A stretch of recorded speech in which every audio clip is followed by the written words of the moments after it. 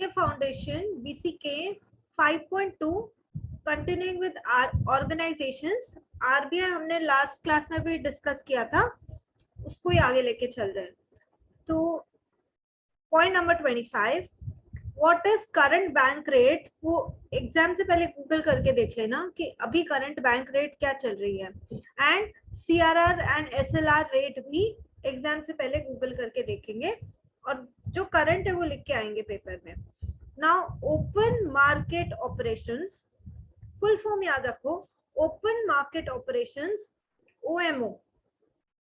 It is a process of purchase and sale of security shares between Reserve Bank of India and commercial bank. तो open market operations में क्या होता है, shares या securities purchase and cell होते हैं. किसके बीच में? Reserve Bank of India and commercial banks. It is known as open market operations. During inflation RBI will sell its securities to commercial bank. देखो इन्फ्लेशन है मतलब ऑलरेडी बहुत पैसा मार्केट में है, मतलब excessive money in the market and purchasing power of people is low. तो during inflation RBI will sell its securities to the commercial bank. तो कमर्शियल बैंक को सिक्योरिटीज मिलेगी तो कमर्शियल बैंक को उसके लिए पे करना पड़ेगा RBI को. तो जब कमर्शियल बैंक RBI को पैसा पे करेगी तो जो एक्सेस पैसा इकोनॉमी में है वो खिंच के किसके पास आ जाएगा? रिजर्व बैंक के पास. इसीलिए ये कर भी इसलिए रहे ताकि मार्केट में जो एक्स्ट्रा इकोनॉमी में जो एक्स्ट्रा पैसा घूम रहा है उसको खींच सके. तो इन्फ्लेशन में RBI क्या करेगी? Will sell it securities to commercial bank so that it can take money from commercial bank. Commercial bank के पास ही पैसा नहीं बचेगा तो जनता को क्या लेंड करेगी? ठीक है ना. तो ड्यूरिंग इन्फ्लेशन RBI क्या करती है, ये एग्जाम में MCQ में आ सकता है कि इन्फ्लेशन के टाइम RBI को क्या करना चाहिए? अपनी सिक्योरिटीज बेचनी चाहिए कमर्शियल बैंक को या कमर्शियल बैंक से सिक्योरिटीज खरीदनी चाहिए? Answer is RBI will sell securities, क्योंकि जब कमर्शियल बैंक सिक्योरिटी खरीदेगी तो उनको उसके बदले में पैसा देना पड़ेगा और जो पैसा उनके पास एक्स्ट्रा है वो रिजर्व बैंक ले लेगी. दैट इज रिजर्व बैंक के पास आ गया. तो इकोनॉमी में इन्फ्लेशन में पैसा बहुत ज्यादा रोटेट करता है, वो वापस पुल किया RBI ने by selling its securities to commercial bank. During deflation RBI will buy back securities from commercial bank so that these banks get money. तो डिफ्लेशन में इकोनॉमी में पैसा चाहिए तो during deflation RBI will buy back its securities. ठीक है, ताकि जब रिजर्व बैंक सिक्योरिटीज खरीदेगी, बाय बैक करेगी, तो सिक्योरिटीज रिजर्व बैंक के पास आई, बदले में उन्होंने पैसा दिया कमर्शियल बैंक को, कमर्शियल बैंक के पास पैसा आया, पीपल को वो लोग लेंड कर सकते हैं. तो इस तरह से डिफ्लेशन में यही कैसे करेक्ट करे डिफ्लेशन कि इकोनॉमी में पैसा फ्लो कराए. And that can be done during deflation. RBI will buy back its securities from commercial bank so that the commercial banks get money.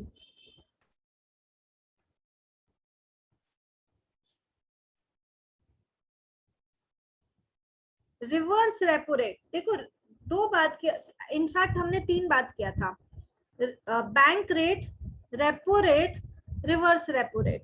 तो बैंक रेट मतलब हर एक में, चाहे वो बैंक रेट हो चाहे वो रेपो रेट हो, सेंट्रल बैंक कमर्शियल बैंक को लोन देती है उस रेट पे. But repo rate is short term where is bank rate is long term. लेकिन रिवर्स रेपो रेट कभी कभी ऐसा हो सकता है, कमर्शियल बैंक जिस लोन दे रही है सेंट्रल बैंक को, तो जिस रेट पे दे रही है वो रिवर्स रेपो रेट है. But reverse repo rate will always be lower than the repo rate. जो रिवर्स रेपो लगा है वो हमेशा लोअर होगा रेपो रेट से. एंड रेट को एग्जाम से पहले जस्ट चेक करना कि बैंक रेट अभी करंट क्या है, CRR क्या है, SLR क्या है, रेपो रेट अभी करंट क्या चल रही है, रिवर्स रेपो रेट क्या चल रही है. Now coming up to NABARD. Agricultural loan कौन देता है इंडिया में? मतलब एग्रीकल्चरल लोन का नाम आता है तो सबसे बड़ा इंस्टीट्यूशन कौन सा दिमाग में आता है? NABARD. Global trade loan is given by Exim bank, export import bank, full form भी पूछते हैं वो लोग एग्जाम में। एक्सपोर्ट EX, IM इंपोर्ट, मतलब इन्होंने एक्सपोर्ट EXPORT का EX ले लिया, इंपोर्ट का IM ले लिया। एक्सिम बैंक फुल फॉर्म याद रखो, export import bank, and global trade loan लेना है तो आप एक्सिम बैंक के पास जाएंगे, यदि एग्रीकल्चरल लोन लेना है तो नेबार्ड के पास जाएंगे। Small industries loan by SIDBI, small industries development bank of India, small industries development bank of India, SIDBI, full form भी लर्न करो क्योंकि वो भी आता है एग्जाम में। देन ये आ चुका है एग्जाम में, 1% कितना बेसिस पॉइंट्स होता है, लास्ट क्लास में डिस्कस किया था, 1% is equal to 100 basis point. Okay, तो यदि मैं बोलूंगी 0.75 is equal to 75 basis point, 0.50 50 basis point, 0.25 25 basis point. एक प्रैक्टिकल वापस से करके देख लेते हैं। यदि ओल्ड रेट 7.25% है और न्यू रेट 7% है, ठीक है, इसका मतलब क्या हुआ, 7.25 से 7 हुई, यानी कि 0.25 डिक्रीज हो गई। The decrease in interest rate is 0.25, तो कितने बेसिस पॉइंट डिक्रीज हुई है? यदि 1% इज 100 बेसिस पॉइंट, तो 0.25% इज 25 बेसिस पॉइंट, तो आंसर होगा इसका 25 बेसिस पॉइंट। एक और क्वेश्चन करते हैं। Current bank rate is 7.75, RBI decreased it by 25 basis point। Last question में परसेंटेज टू परसेंटेज गए थे और फिर बेसिस पॉइंट निकाला था। इस क्वेश्चन में बैंक रेट 7.75% दिया हुआ है और 25 बेसिस पॉइंट दिया है और नया बैंक रेट पूछा है।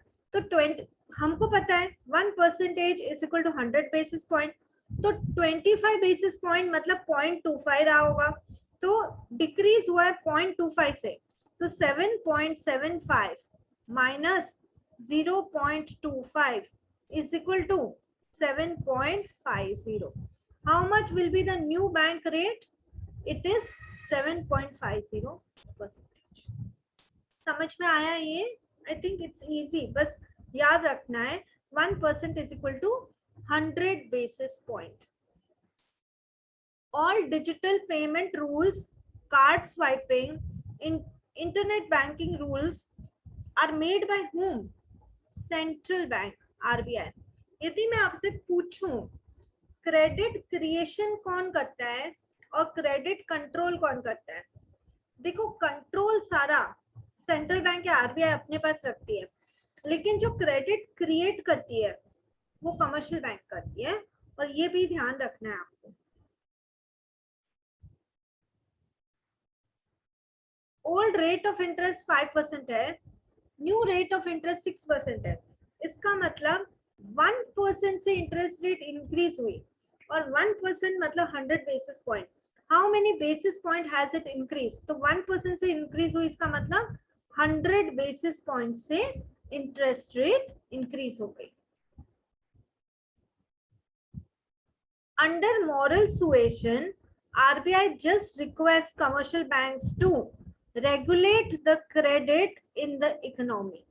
मॉरल सुएशन में, जैसे मॉरल साइंस सब्जेक्ट है, तो मॉरल साइंस में आपको गाइड किया जाता है कि ये करेक्ट बिहेवियर है, okay, this is dos and this is don'ts. वैसे मॉरल सुएशन में RBI रिक्वेस्ट कर रही है कमर्शियल बैंक को कि regulate the credit in the economy. तो रिक्वेस्ट से काम चल रहा है, तो पेनल्टी और पनिशमेंट क्यों? कोई जरूरत नहीं है। तो moral suasion is where RBI request commercial bank कि रेगुलेट कर लो क्रेडिट को इकोनॉमी में। Too much credit is also bad and too less is also bad. Under consumer credit regulation, they will decide whom to give loan and whom to not. For example, education है, education के लिए loan देना है, आज unskilled labour education से skilled बन सकती है, या कोई हुनर सीख ले, इवन मैं बोलती हूँ प्लम्बर, सेमी स्किल्ड लेबर या टेलर, तो वो एटलीस्ट अपने पैरों पे खड़े हो सकते हैं। फॉरेन कंट्रीज में पढ़ने के लिए सस्ते रेट्स पे एजुकेशन लोन मिलते हैं। एजुकेशन है तो लोन दो, एजुकेशन के लिए लोन दो, ताकि हमारी कंट्री आगे बढ़ेगी। For marriage expenses don't give loan, या कम दो, ठीक है ना, बिकॉज एनीवेज मैरिज हो गई, उसके बाद वो सारा खर्चा का क्या है ना, वो लोन वापस रीपे कैसे होगा। तो क्रेडिट रेगुलेशन बेसिकली क्या है, डिसाइड करना होता है किसको लोन दे और किसको लोन नहीं दे। इनफैक्ट एक कोटा भी होता है। मान लो बहुत सारा लोन यदि सिगरेट मेकिंग कंपनीज या अल्कोहल मेकिंग कंपनीज को दे दिया, और वो बहुत सारी सिगरेट्स और अल्कोहल आपके इकोनॉमी में प्रोड्यूस करके उतार रहे हैं, तो आपके यंगस्टर जनरेशन का क्या होगा। तुम क्या, गवर्नमेंट ये तो नहीं चाहती है कि ये यंग लोग स्मोकर बने एंड लिकर ज्यादा कंज्यूम करें, तो एक कोटा सेट करेगी कि यही बस, इससे ज्यादा इन सेक्टर की इंडस्ट्रीज को लोन देना ही नहीं है, ठीक है। तो क्रेडिट रेगुलेशन में वो डिसाइड करते हैं किसको लोन दे, एजुकेशन पर्पस, एग्रीकल्चर पर्पस दो लोन, लेकिन मैरिज एक्सपेंसेस एक लिमिट तक ही दो, ज्यादा इस चीज को प्रमोट मत करो।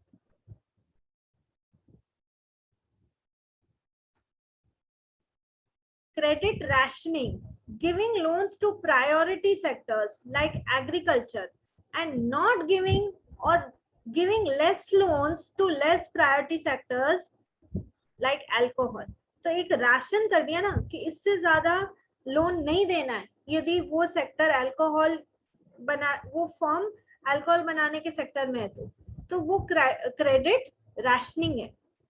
एंड क्रेडिट रेगुलेशन में क्या हुआ कि हम किसको लोन दें और किसको नहीं दें, एजुकेशन के लिए दे, मैरिज एक्सपेंसेस के लिए नहीं दे, ठीक है। That is credit regulation. Rationing में एक सेक्टर का एक अमाउंट बांध दिया कि यदि अल्कोहल बनाने वाला सेक्टर है, बस इससे ज्यादा लोन मत दो, प्रायोरिटी सेक्टर्स को पहले दो, लाइक एग्रीकल्चर प्रोडक्शन के लिए पहले लोन दो। बिकॉज आप ये देखो ना, एक गवर्नमेंट की नजर से सोचो कि पॉपुलेशन कितनी ज्यादा है, यदि हम हमारे देश की जनता के लिए खुद प्रोड्यूस नहीं करेंगे दाल चावल गेहूं, तो हमको वो इंपोर्ट करना पड़ जाएगा। Margin requirements, fixing industry wise, example cement industry will get 30%, cloth industry 10% and so on. तो कंस्ट्रक्शन जरूरी है। कोई इकोनॉमी डेवलप्ड से डेवलपिंग कब बनती है, जब आपका इंफ्रास्ट्रक्चर अच्छा हो, आपके यहाँ कम्युनिकेशन, ट्रैवलिंग, एजुकेशन, सैनिटाइजेशन, ये सब फैसिलिटीज अच्छी हो। तो सीमेंट इंडस्ट्री वाइज उसको काट देना कि किसको कितना लोन मिलेगा, लाइक सीमेंट इंडस्ट्री है 30% मिलेगा, that is margin requirements. Cloth है, इट्स जस्ट एन एग्जाम्पल, 10% मिलेगा and so on. Who is the watchdog of stock exchange? MCQ में पूछ सकते हैं कि स्टॉक एक्सचेंज को रेगुलेट करने के लिए कौन सा ऑर्गेनाइजेशन है जो रूल्स एंड रेगुलेशंस बनाता है, इसीलिए वॉचडॉग। देखो इवन आप आगे जब सीए इंटर में भी आओगे तभी आप पढ़ोगे, ऑडिटर के बारे में पढ़ोगे, and auditor should be a watchdog and not a blood hound. इसका क्या मतलब है, देखो और ध्यान दो कि कुछ गलत नहीं हो रहा है, ये काम वॉचडॉग का है, but not a blood hound. इसका मतलब क्या है कि हर चीज, चाहे वो सस्पेक्ट करने वाली हो चाहे वो सस्पेक्ट नहीं करने वाली हो, तुम उस पर पाउंस मत करो। यदि सस्पेक्ट का मतलब यदि एक लाइन है उससे थोड़ा सा इधर उधर हो रहा है, इट्स ओके, इतना डेविएशन है उसको रोको। ये काम होता है वॉचडॉग का। ब्लड हाउंड इतना सा इधर या इतना सा इधर जाते हुए भी वो पाउंस करेगा, दैट इज नॉट करेक्ट। तो वॉचडॉग कौन है स्टॉक एक्सचेंज का, उसके लिए स्टॉक एक्सचेंज के लिए कौन रूल्स बनाया है, answer is SEBI. Securities exchange board of India, और वो रूल्स जो सेबी बनाती है, जो भी कंपनीज लिस्टेड है स्टॉक एक्सचेंज पे उनको फॉलो करके और फिर ट्रेडिंग करना है। तो इसका फुल फॉर्म भी इम्पोर्टेंट है एग्जाम के लिए। Indian capital market is regulated by SEBI. Capital market आता है, securities exchange board of India आता है, stock exchange, answer is SEBI. SEBI was established by Government of India on 12th April 1988। तो ये तो सिंपल डेट है जो आपको याद रखनी पड़ेगी, सेबी कब एस्टैब्लिश हुआ था और किसने एस्टैब्लिश किया था, गवर्नमेंट ऑफ इंडिया ने। SEBI was given statutory powers, statute backed by law, that is law support करता है, law ने power दिया है।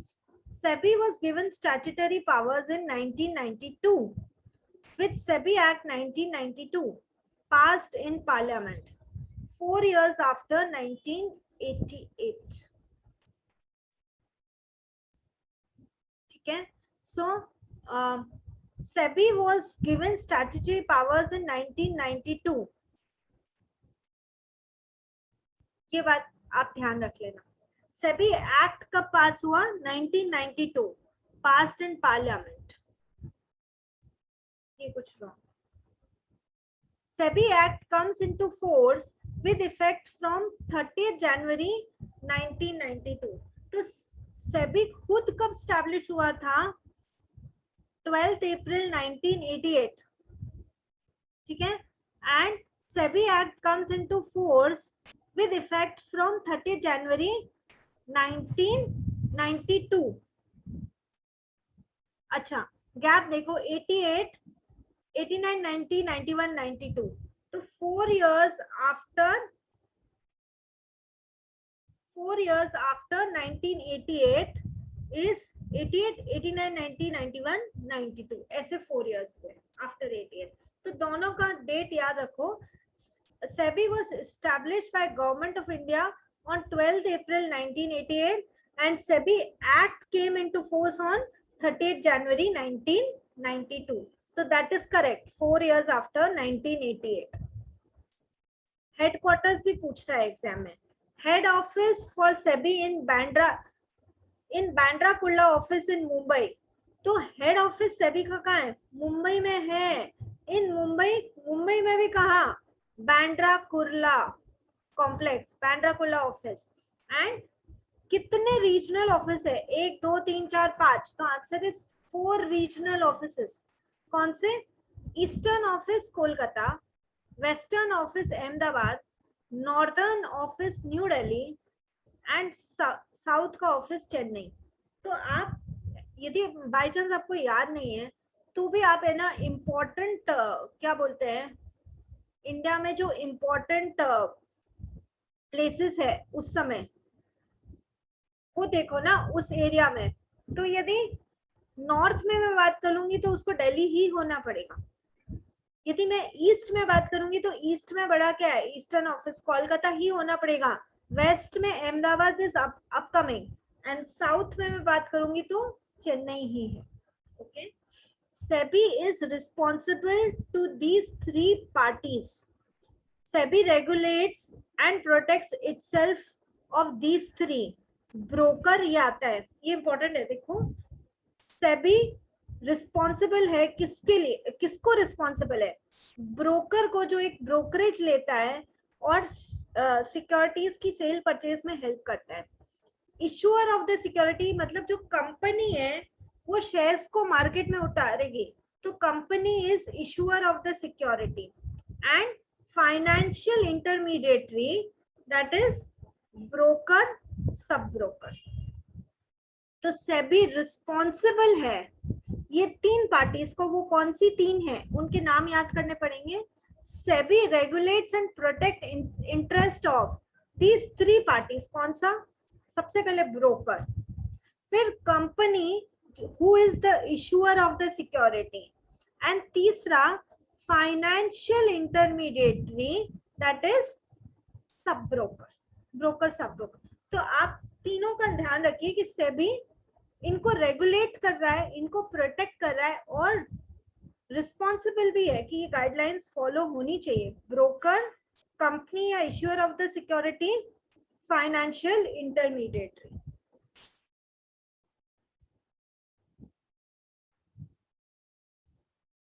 CCI, controller of capital issues, was the regulatory authority before SEBI. मतलब SEBI से पहले ये सब काम कौन कर रहा था, कैपिटल इश्यूज को कौन कंट्रोल कर रहा था? तो आंसर है CCI. CCI derived authority from the Capital Issues Control Act 1947. तो ये पुरानी बात हो गई. SEBI का अभी हम पढ़ रहे थे 1988. तो CCI ने अथॉरिटी कहाँ से डिराइव की? Capital issues control act 1947. तो सेबी से पहले क्या था जो कि स्टॉक मार्केट या कैपिटल इश्यूज को कंट्रोल कर रहा था? Answer is CCI. In April 1988, SEBI was constituted as the regulator of capital markets of India. साल ध्यान रखो कितनी बार तो आया है, 1988. अब सेबी का कॉम्पोजिशन भी पूछ लेते हैं वो लोग एग्जाम में. तो सेबी का कॉम्पोजिशन क्या है? चेयरमैन, एक चेयरमैन होगा. कौन अपॉइंट करेगा इस चेयरमैन को? Appointed by central government of India.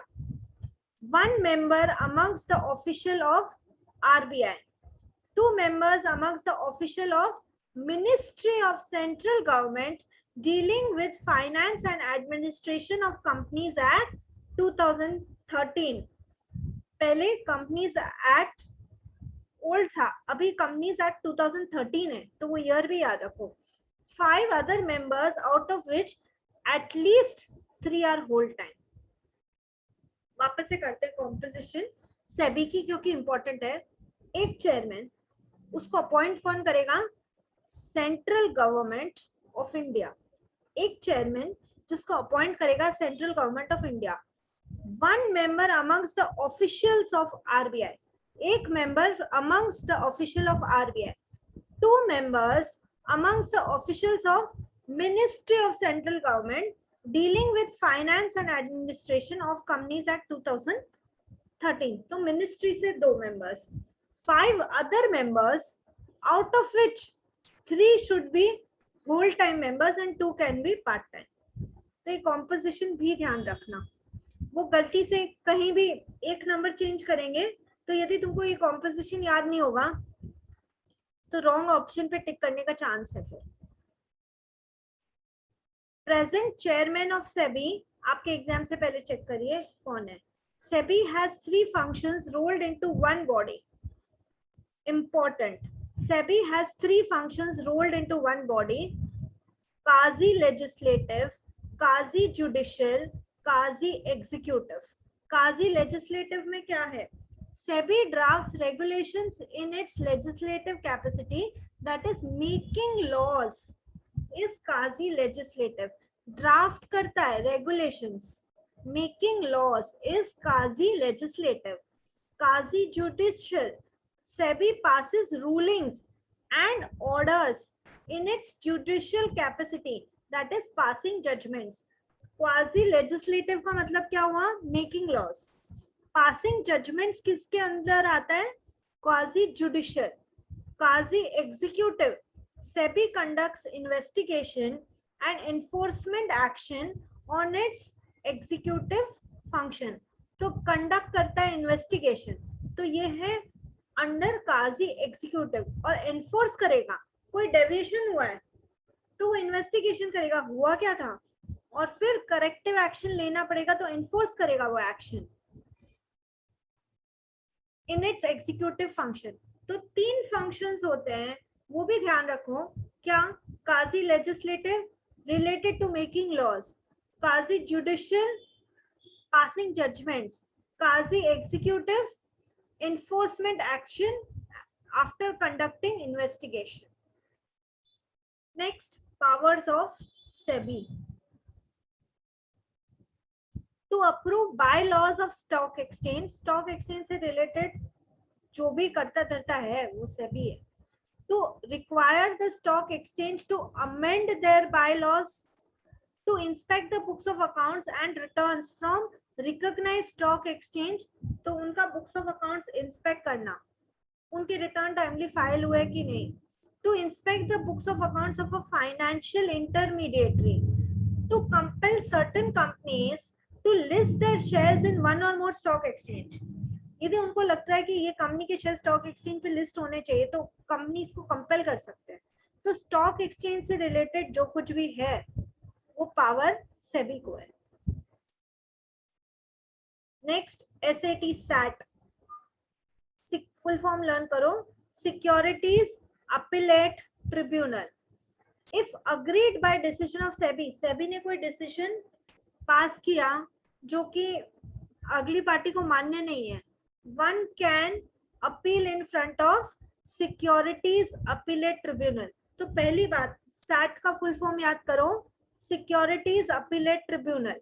And यदि आप सेबी से अग्रीव्ड हो, आपको नहीं जम रहा है जो उन्होंने डिसाइड किया है, आप किसके सामने जाओगे, you can appeal to SAT SAT. अब सैट से भी अग्रीव हो गए तो if aggrieved by decision of SAT, a second appeal lies directly to the Supreme Court. अब सैट का भी डिसीजन तुमको नहीं जम रहा है, सीधा सुप्रीम कोर्ट के पास जाओ। If aggrieved by SEBI, one cannot go directly to Supreme Court, go to SAT first. तो ये भी इंपॉर्टेंट है कि यदि तुम सेबी के डिसीजन से अग्रीव्ड हो, पहले सैट ही है, डायरेक्टली सुप्रीम कोर्ट के पास नहीं जा सकते। SAT is a appellate tribunal. Broker, investor, companies can go to SAT. SAT is a 3-member tribunal. ये भी याद रखने की बात है कि SAT is a 3-member tribunal. तो सेबी नहीं, सेबी से अग्रीव्ड, SAT के पास जाओ। SAT का full form securities appellate tribunal. SAT से अग्रीव, सुप्रीम कोर्ट के पास जाओ। क्या डायरेक्टली सेबी से डिसएग्री करते हो तो सुप्रीम कोर्ट के पास जा सकते हो? आंसर इज नो, नहीं जा सकते। चेयरमैन ऑफ सैट एग्जाम से पहले चेक करना कौन है। CCI, competition commission of India. RBI, CCI का फुल फॉर्म याद रखना, competition commission of India. RBI act was passed in 1934. You have to learn the year. RBI as a body was established in 1935. एक साल। RBI was nationalized in 1949. Please सब dates याद रखना है। And in 1937, RBI permanent office shifted to Mumbai from Calcutta. तो वापस से करते हैं एक बार। RBI Act कब पास हुआ? 1934. RBI as body was established in 1935. RBI nationalized कब हुई? 1949. And मुंबई में परमानेंट ऑफिस हो गया, कैलकाटा से शिफ्ट होके परमानेंट ऑफिस आरबीआई का मुंबई में। In which year? Answer is 1937।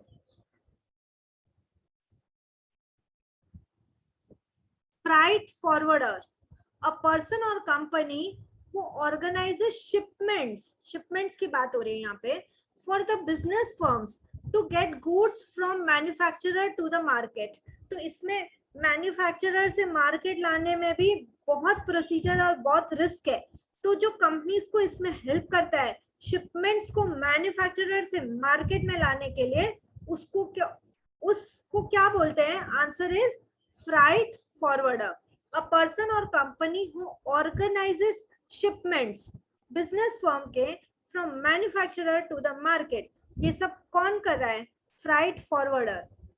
Business incubators कौन है? वो helps create and grow young business by providing them with necessary support and financial and technical services.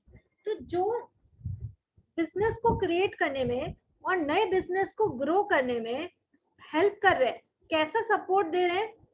Necessary कुछ भी सपोर्ट हो, चाहे वो फाइनेंशियल हो, चाहे वो टेक्निकल हो, तो ये सब जो हेल्प करे बिजनेस को सपोर्ट और ग्रो करने में, कौन है वो? Business incubators. Then business accelerator कौन है? They help a budding business quickly launch a product and put it in fast lane of commercial success. तो business already था, लेकिन quick launch of a product and put it in fast lane of commercial success, तो ये जो help कर रहे हैं उनको क्या बोलेंगे? बिजनेस एक्सेलरेटर, बिजनेस इंक्यूबेटर और एक्सेलरेटर में फर्क ध्यान होना चाहिए कि क्विक लॉन्च है एक प्रोडक्ट का and put it in fast lane of commercial success, कौन हेल्प कर रहा है? Business accelerator. Then is auxiliaries to trade, problem and solution formula. Good store after manufacturing, कहाँ स्टोर करें? यदि ये प्रॉब्लम है, गुड स्टोर तो कर दिए लेकिन उनको स्टोर कहाँ करें? तो आंसर इज वेयर हाउस में स्टोर करो, वेयर हाउसिंग. तो प्रॉब्लम है तो उसका सोल्यूशन है deliver to final customer. If this is a problem, transportation is the solution. Credit facility कौन देता है? सबको पता है, बैंक देता है. Banking is the solution. तो ऑक्सिलरीज टू ट्रेड में प्रॉब्लम एंड सोल्यूशन फॉर्मूला है.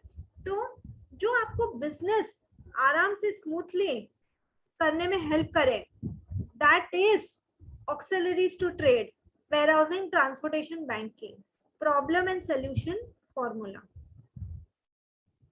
POC, full form, point of contact. It is based on 5 terms. Freight forwarder gets product from manufacturer to consumer. Business incubator helps new startups.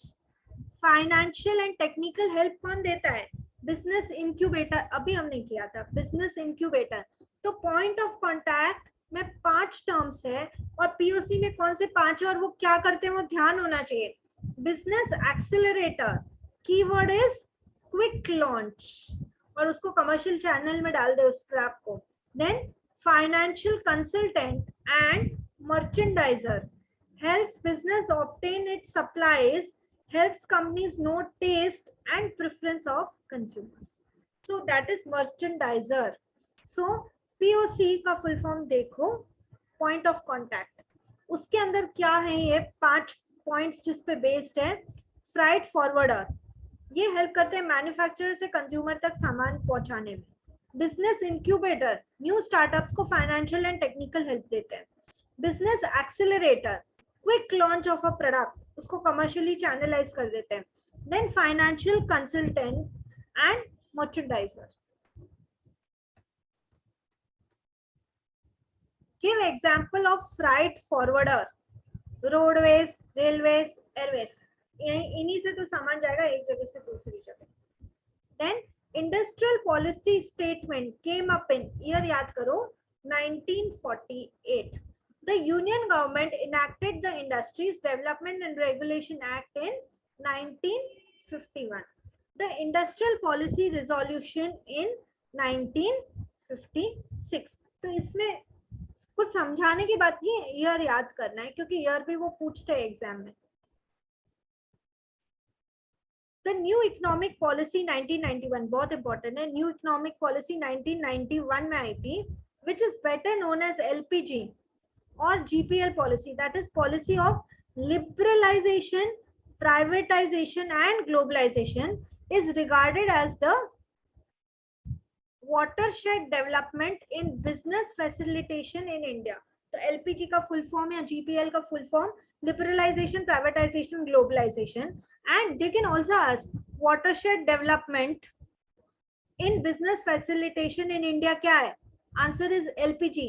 कब हुआ? 1991 में हुआ. CCI अभी किया था हमने, Competition Commission of India, ensuring the common man assess the broad range of products, goods and services at more competitive price. Example, when Jio came, more data at less price. ठीक है, तो ultimately consumer ही benefit कर रहा है. तो CCI competition commission of India common man को products अच्छी quality के कम या कॉम्पिटिटिव प्राइसेस में मिले, ये उनका देखना, उनका लुकआउट है. Competition can be direct, example Jio versus Airtel, Coke versus Pepsi, तो ये हुआ direct competition. These products perform the same function, इसलिए direct competition. Competition can be indirect, example restaurant and ready to eat meals. या फिर indirect competition ये भी हो सकता है ना, तुम पिज्जा खाने गए हो बाहर, भेलपुरी सेवपुरी वाला है, तुमने पिज्जा का आइडिया ड्रॉप कर दिया, भेलपुरी सेवपुरी खा लिया, तो दैट इज इनडायरेक्ट, सेम चीज नहीं है वो, बट भूख तो दोनों से ही मिटती है. In indirect competition products are close substitute. तो Jio and Airtel direct competition, Coke and Pepsi direct competition, restaurant and ready to eat meals indirect competition, जो कि सेम फंक्शन कर दे उनके बीच में डायरेक्ट कंपटीशन होता है. जो गुड्स क्लोज सब्स्टिट्यूट है उनके बीच में इनडायरेक्ट कंपटीशन होता है.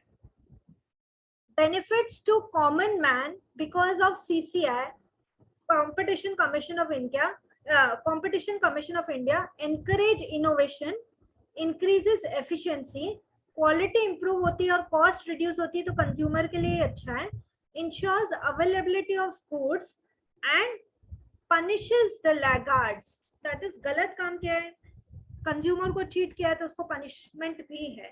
तो कंपटीशन कमीशन के कारण ये बेनिफिट से ध्यान रखने हैं. CCI कब स्टैब्लिश हुआ था? CCI was established by central government on 14th October 2003. It consists of a chairperson and 6 members appointed by the central government. Constitution ध्यान रखना है, year of establishment ध्यान रखना है, chairperson and 6 members किसने अपॉइंट किए थे? सेंट्रल गवर्नमेंट ने. ये बात भी ध्यान रखनी है. CCI protects business from other business unfair practices and penalizes the hearing entities too. मतलब जो गलत काम कर रहे हैं उनको penalize भी करेगा.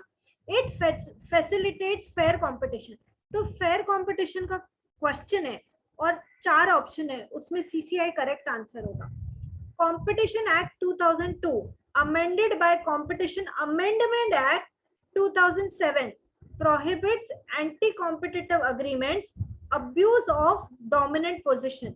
कि आप यदि अकेले सोल डोमिनेंट पोजीशन में हो तो आप फॉर एग्जांपल सामान की होर्डिंग नहीं कर सकते, अंदर दबा लो सामान और फिर उसके पीछे जब एकदम प्राइस बढ़ जाए तब मार्केट में हाई प्राइस पे बेचो. कंपटीशन कमीशन इस चीज को रोकेगा.